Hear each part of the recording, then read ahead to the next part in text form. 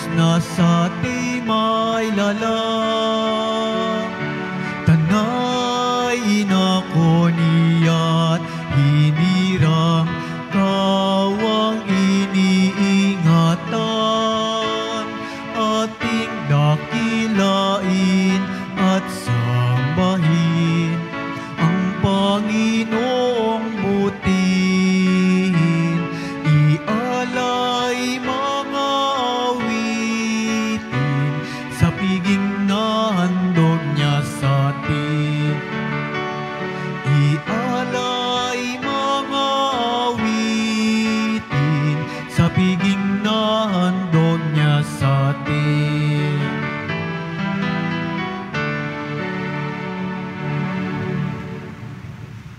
Sa ngalan ng Ama at ng Anak at ng Espiritu Santo. Amen. Sumainyo ang Panginoon. At sumaiyo rin. Mga kapatid, aminin natin ang ating mga kasalanan upang marapat tayong gumanap sa banal na pagdiriwang.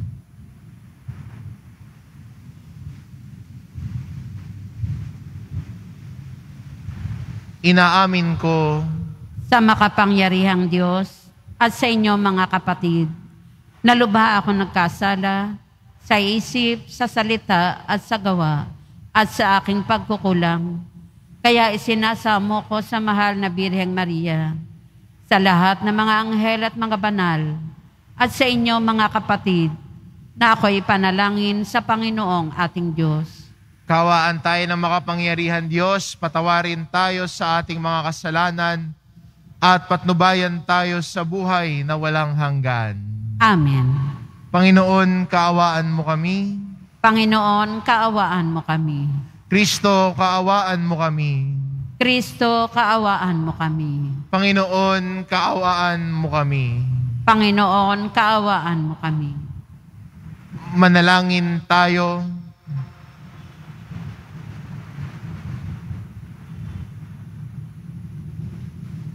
Ama naming makapangyarihan, kaming mga tinubos mo at kinukupkop, ay tunghayan mo ngayon sa iyong kagandahang loob upang sa pagsampalataya sa anak mong si Kristo, makamtan ang kalayaan at pamana sa piling mo sa pamamagitan niya kasama ng Espiritu Santo magpasawalang hanggan. Amen. Magsiupo muna ang lahat.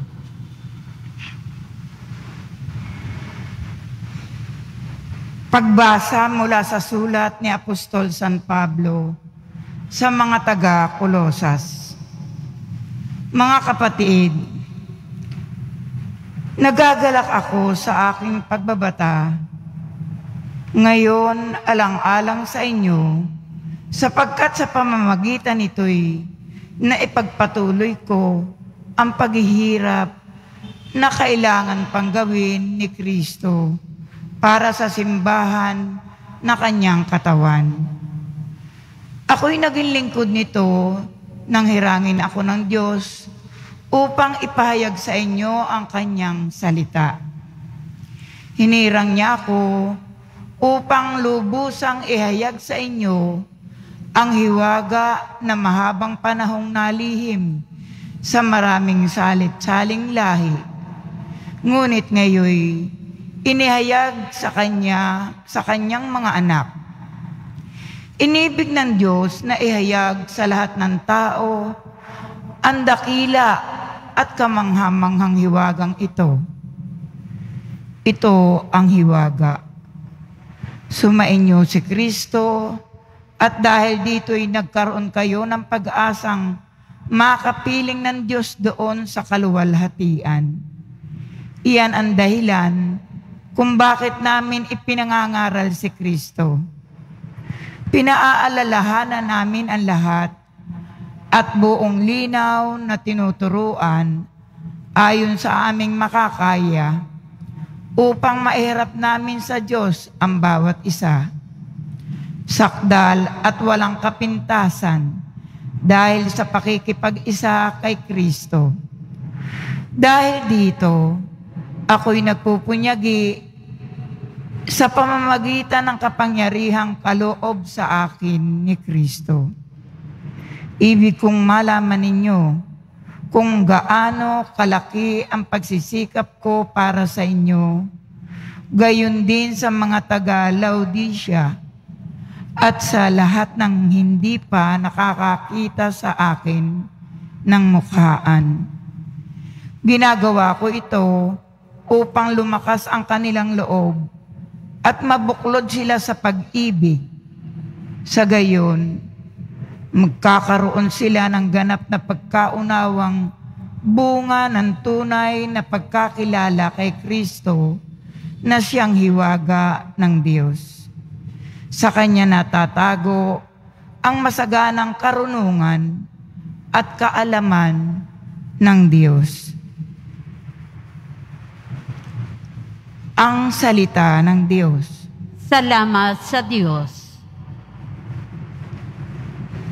Kaligtas at karangalan ay buhat sa Diyos lamang. Kaligtas at karangalan ay buhat sa Diyos lamang. Tanging sa Diyos lang ako umaasa.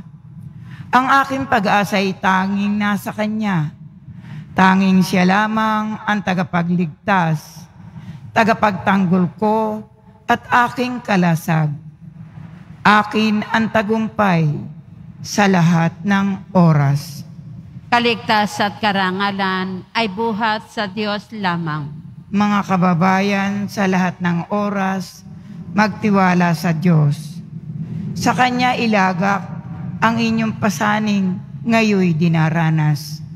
Siya ang kublihang sa ating lulunas. Kaligtas at karangalan ay buhat sa Diyos lamang. Magsitayo po ang lahat.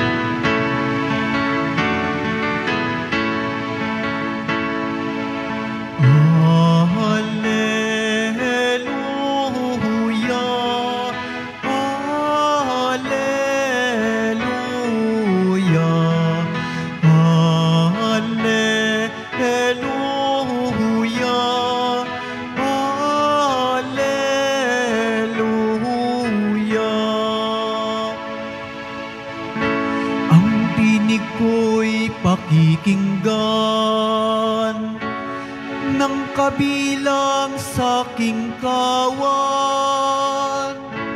ako'y kanilang susundan. Alleluia, alleluia,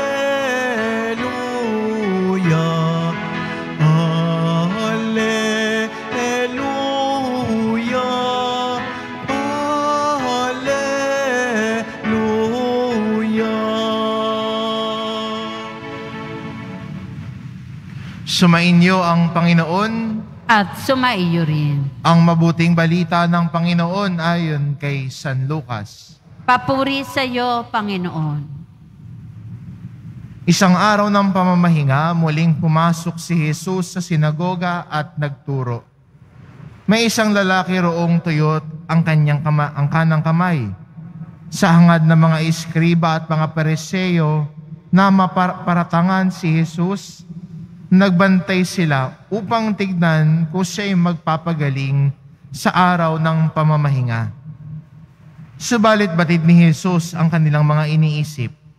Kaya't sinabi niya sa lalaking tuyot ang kamay, "Halika rito sa unahan." Lumapit naman ang lalaki, tumayo roon.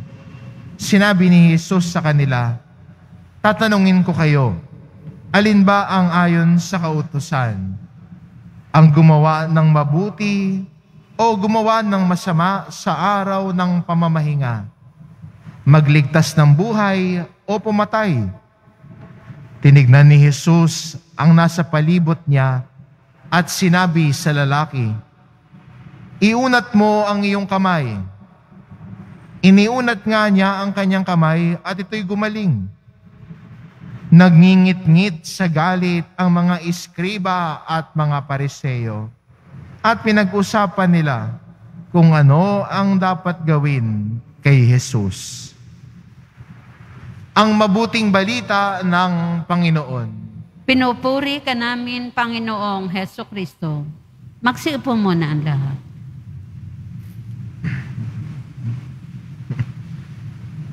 Sa Ebanghelyo po natin, may kita muli natin ang kwento ng mga Pariseo at Iskriba laban kay Jesus.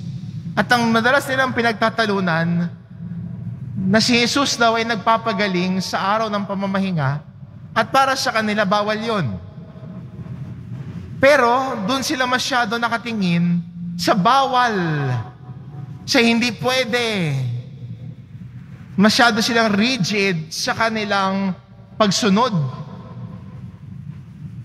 Na pag may taong hindi sumunod sa gusto nila o sa naaayon sa kanila, nagagalit sila sa taong yon. At ganoon ang nararamdaman nila kay Jesus. Kaya nga nung nagpagaling si Jesus sa Ebanghelyo, ano naging emosyon nila at reaksyon? Nagngingit-ngit sa galit. Bakit? Kasi para sa kanila, si Jesus hindi sumusunod sa araw ng pamamahinga. Naging rigid sila. Pero sa kabila din noon, meron din silang hindi napansin. Mas nakatingin sila sa negatibo at pangit, tila'y naghahanap ng mali. Minsan may tawag po tayo dito, yung we are disqualifying the positive. Dinidisqualify natin yung magaganda nangyayari, o maganda sanang nangyari sa mata natin, pero ang pinapansin natin, yung pangit, mali, at yung kapuna-puna. Ang pinansin nila, si Jesus nagpagaling sa araw ng pamamahinga. Hindi nila napansin, may pinagaling si Jesus. Hindi yun ang pinansin nila, na may pinagaling si Jesus, na taong tuyot ang kamay, na sana nagdiwang sana sila. Na sana nakakita sila ng gawa ng Diyos sa kanilang mata. Na sana napansin nila, ang Diyos ang gumagalaw sa pamamagitan ng pagpapagaling ng isang tao.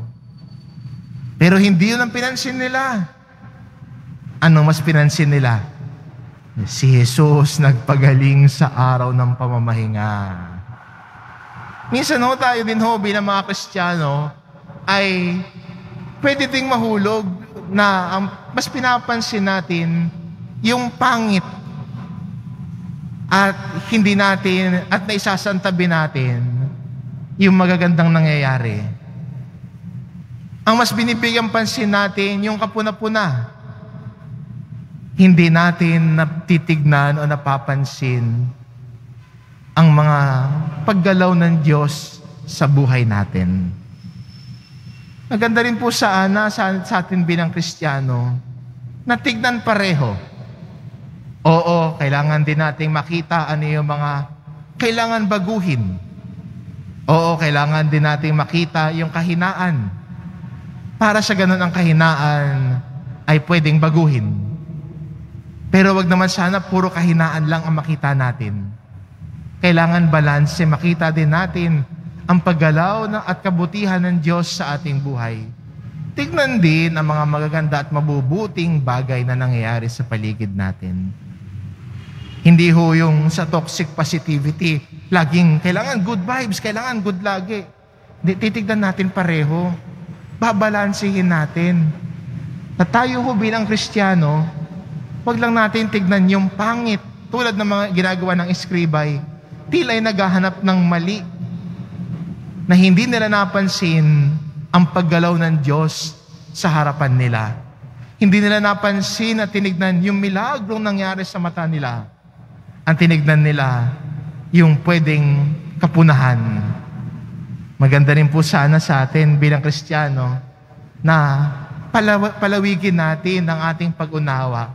Palawigin natin ang pananaw natin sa paligid natin nang makita natin ang paggalaw ng Diyos sa ating buhay. Kung ganun po ang ating gagawin, ang puso natin hindi napupuno ng galit at puot, kundi lagi napupuno ng pagpapasalamat sa kabutihan ng Diyos araw-araw. Amen. Magsitayo po ang lahat.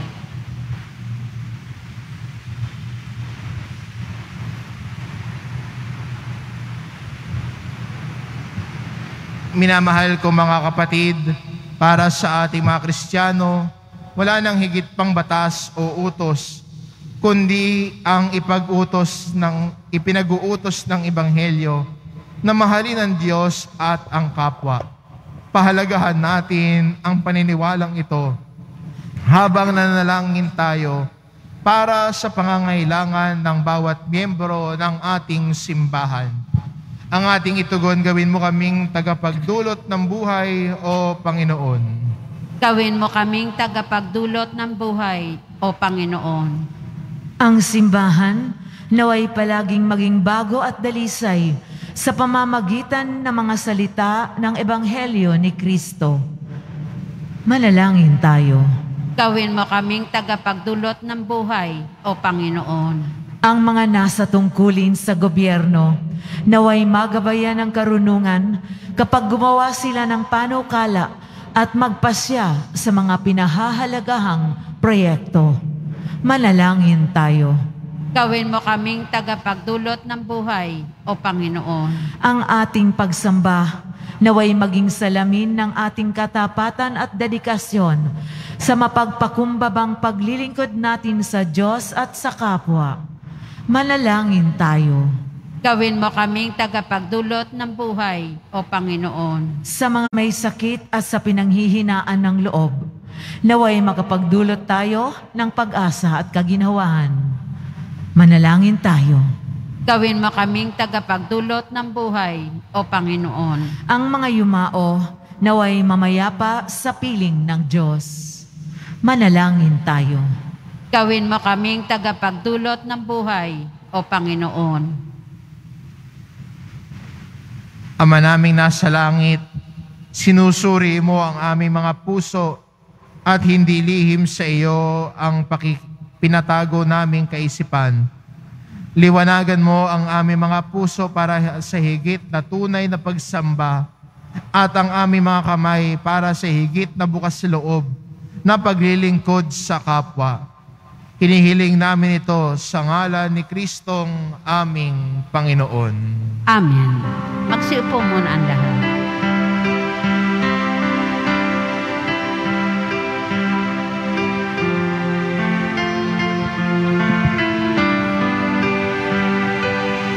Itong alak at tinapay ay handog sa iyo, Ama. Ito'y bunga ng aming gawang iyong pinagpala. Sumasamo ang iyong bayang, tanggapit iyong basbasan nang sa amin maging tunay na katawan at dugo ng iyong anak.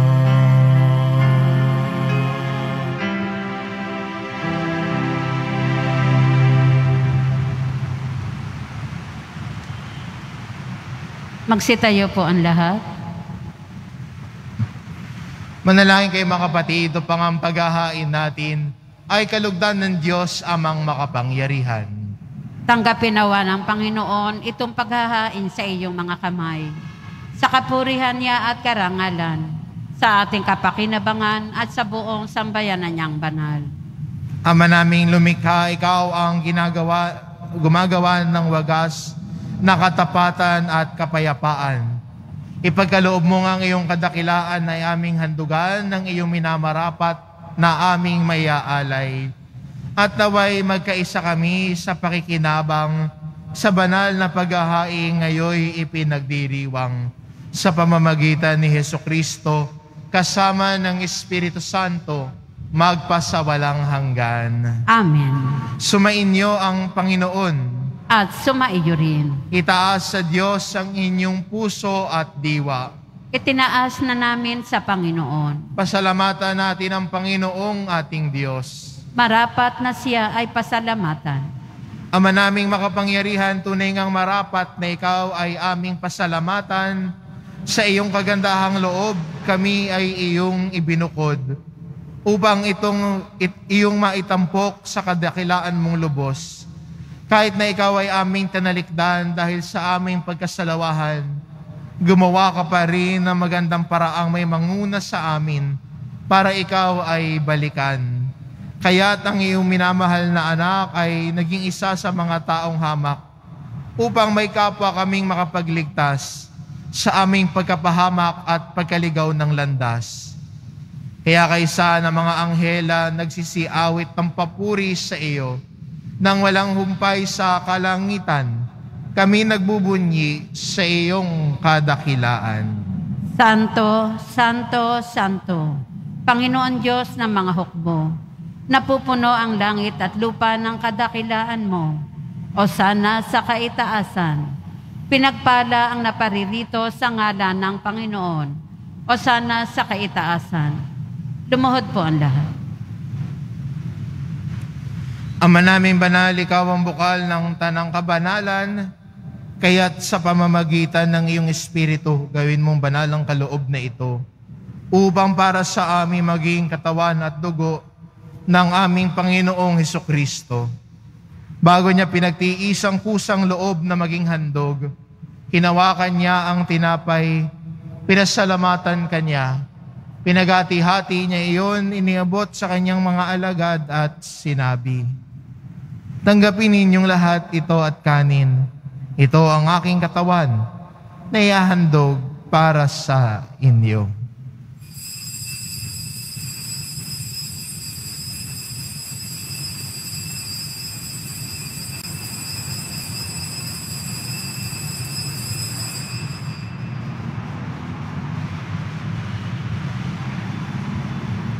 Ngayon din naman na matapos ang hapunan, hinawakan niya ang kalis. Muli kanyang pinasalamatan. Iniabot niya ang kalis sa kanyang mga alagad at sinabi, "Tanggapin ninyong lahat ito at inumin. Ito ang kalis ng aking dugo, ng bago at walang hanggang tipan. Ang aking dugo na ibubuhos para sa inyo at para sa lahat, sa ikapagpapatawad ng mga kasalanan. Gawin ninyo ito sa pag-alala sa akin."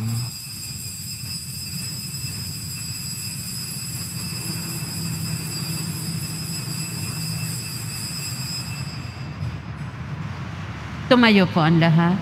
Ipagbunyi natin ang misteryo ng pananampalataya. Si Kristo'y namatay, si Kristo'y nabuhay, si Kristo'y babalik sa wakas ng panahon.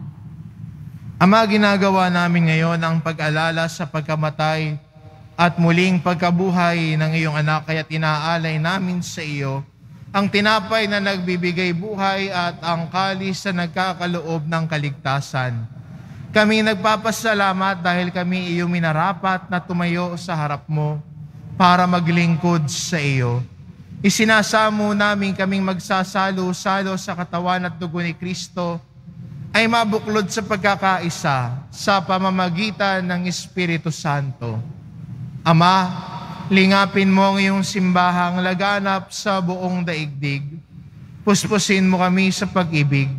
Kaisa ni Francisco na aming Papa at ni Jose na aming Obispo at ng Tanang Kaparian. Alalahanin mo rin ang mga kapatid naming nahimlay na may pag-asang sila'y muling mabubuhay, gayon din ang lahat ng mga pumanaw. Kaawaan mo sila at patuloyin sa iyong kaliwanagan. Kaawaan mo at pagindapatin kaming lahat na makasalo sa iyong buhay na walang wakas.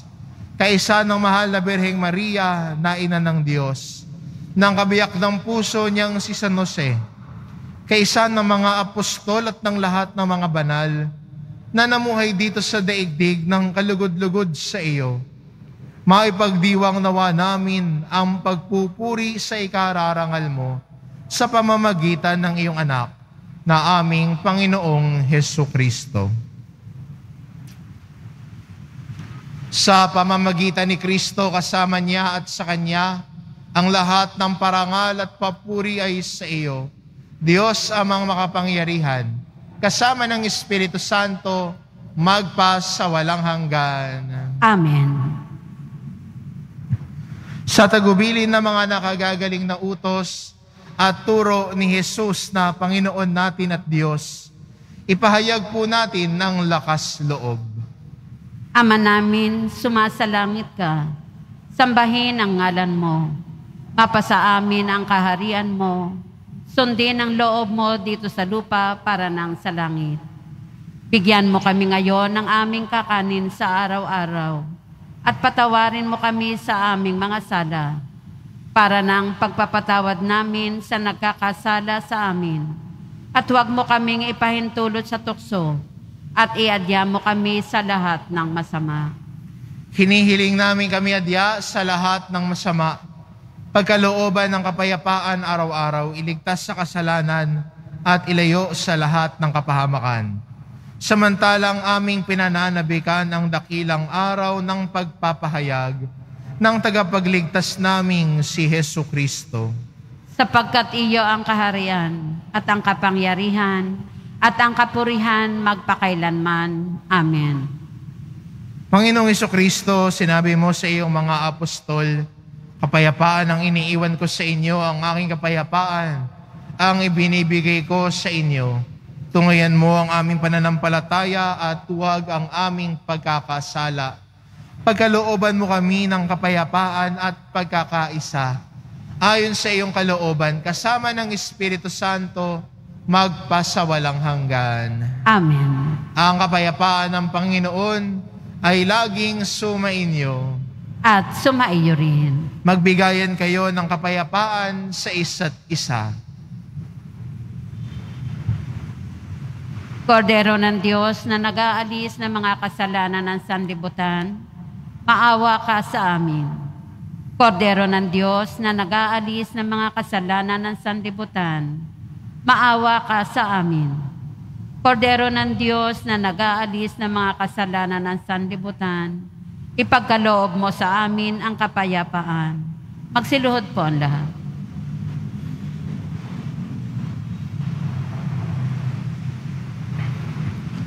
Ito ang kordero ng Diyos, ito nag-aalis ng kasalanan ng sanlibutan. Mapalad ang mga inaanyayahan sa kanyang piging. Panginoon, hindi ako karapat-dapat na magpatuloy sa iyo, ngunit sa isang salita mo lamang ay gagaling na ako.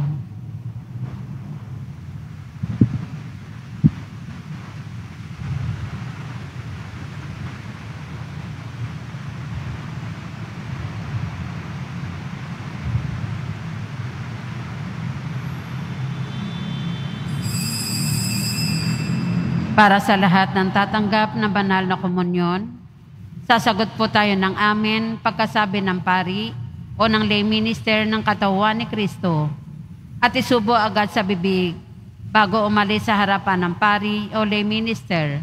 Sumunod po tayo. Maraming salamat po.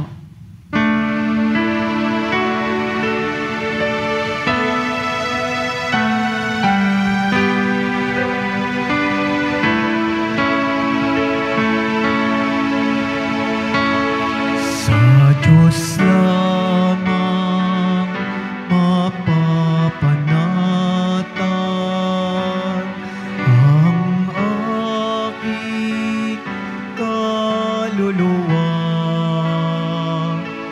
Sa Kanya nagmumula ang aking pag-asa at kaligtasan.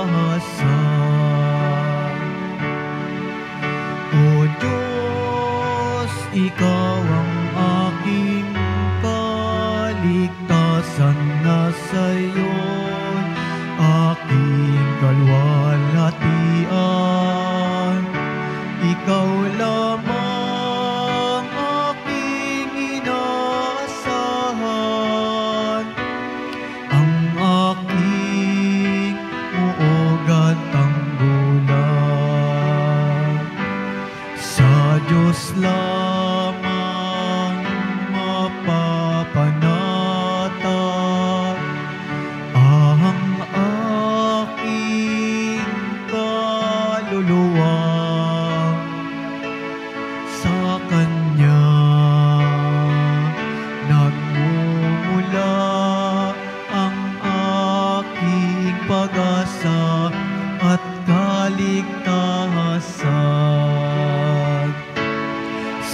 Diyos lamang mapapanatag ang aking kaluluwa sa Kanya.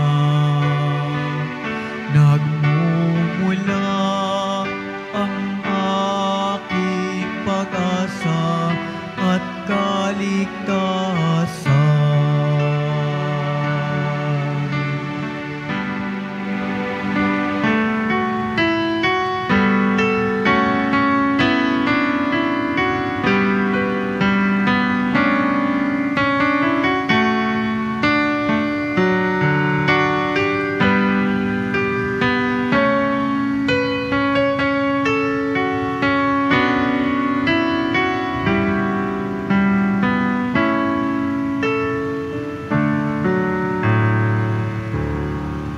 Pagkatapos ng misa, wiwisikan po ang lahat ng banal na tubig. Pinakikiusapan ng lahat na manatili lamang muna sa inyong mga lugar. Tanging sa Quezon Boulevard o Plaza San Juan lamang ang labasan ng lahat. Sumunod po tayo. Maraming salamat po sa inyong pagdalaw at pagsisimba sa Basilica Minor at Pambansang Dambana ni Jesus Nazareno.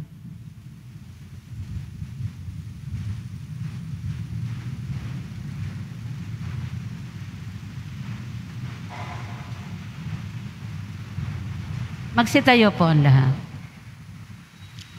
Manalangin tayo.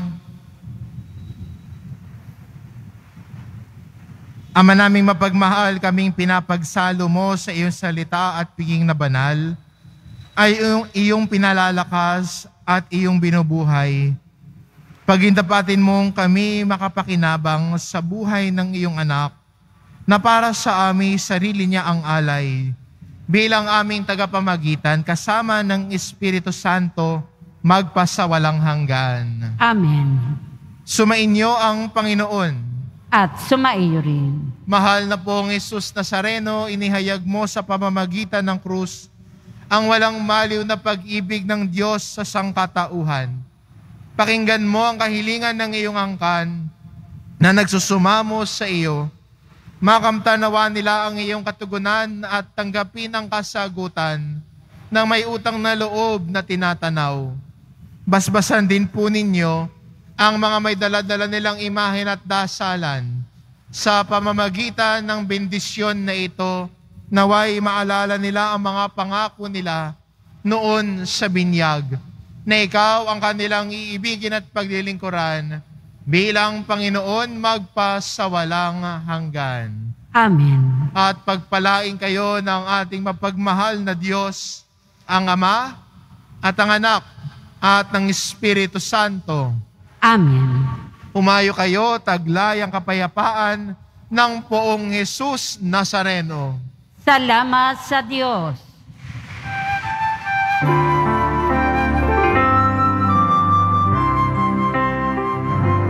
Nuestro Padre Jesus Nazareno, sinasamba ka namin,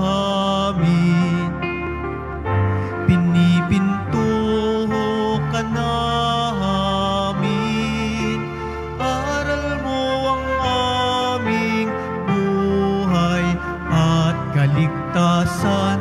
Nuestro Padre Jesus Nazareno, iligtas mo kami sa kasalanan. Ang krus mong kinamatayan ay sagisag ng aming kaligtasan.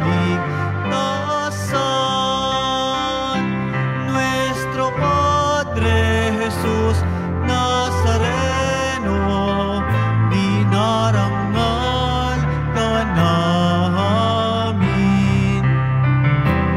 Nuestro Padre Jesus Nazareno, nilulwalhati ka namin.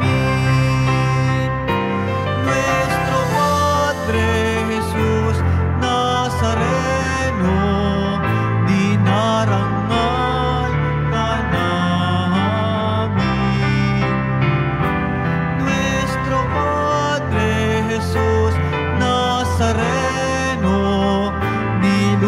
Alhambra